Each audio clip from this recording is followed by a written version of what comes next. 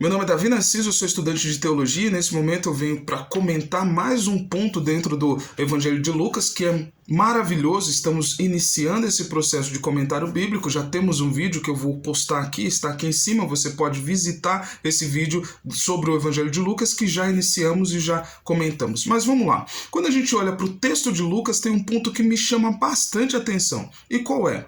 O texto de Lucas, diferente dos outros textos, quando a gente vê os outros evangelhos, tanto os evangelhos sinóticos quanto o evangelho joanino, logo de cara inicia com uma genealogia. Quando a gente vê no texto de Mateus, já vem a genealogia a partir de Abraão. E aí Jesus Cristo é firmado dentro dessa genealogia como o descendente de Davi. Quando a gente vê dentro do texto de Marcos, Jesus Cristo ele é apresentado numa genealogia diretamente com Deus. Então Jesus Cristo é apresentado no Evangelho de Marcos como Filho de Deus. Quando a gente vê dentro da literatura joanina, dentro do texto, o Evangelho de João, Jesus Cristo é apresentado como o objeto, vou usar esse termo, como o objeto primeiro da criação. Então Jesus Cristo ele é esse processo criador que a partir dele tudo foi criado. Então Jesus Cristo ele está dentro desse elemento da criação de todo o universo. Então a gente vê dentro desse processo essas máximas, porém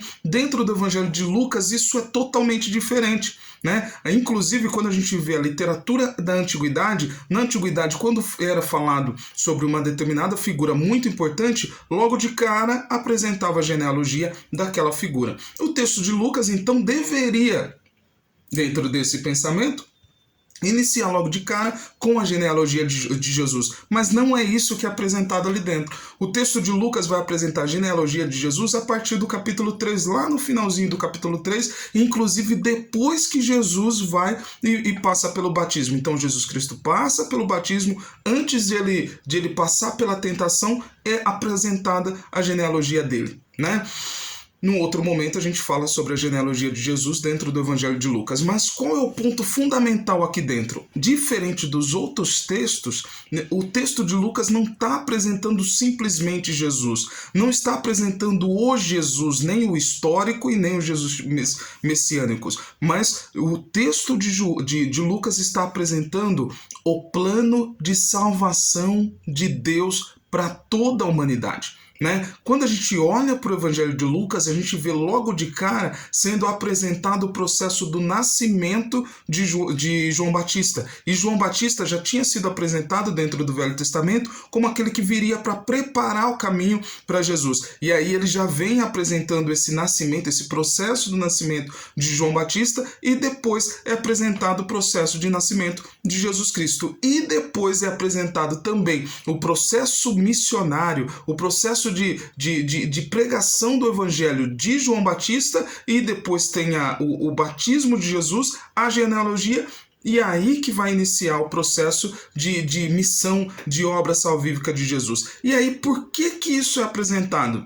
Jesus Cristo ele vai ser apresentado dentro do Evangelho de Lucas como um elemento da salvação de Deus. Então, o Evangelho de Lucas ele vai apresentar uma máxima de que Deus veio para salvar toda a humanidade. Deus já tem um plano totalmente escrito, totalmente organizado para poder salvar a humanidade. Porém, a partir de Jesus Cristo, esse processo de salvação é revelado em plenitude para toda a humanidade, e assim começa o processo da salvação. Então é essa máxima que está sendo apresentada. Então, por que o Evangelho de Lucas vai apresentar a genealogia de Jesus depois? Justamente porque o Evangelho de Lucas vai apresentar o plano de salvação de Deus para toda a humanidade. E assim, graça e paz, em paz e bem, e eu espero que a partir desse momento você viva o plano de salvação de Deus dentro da sua vida e principalmente seja parte do plano de salvação de Deus, seja um elemento também que vai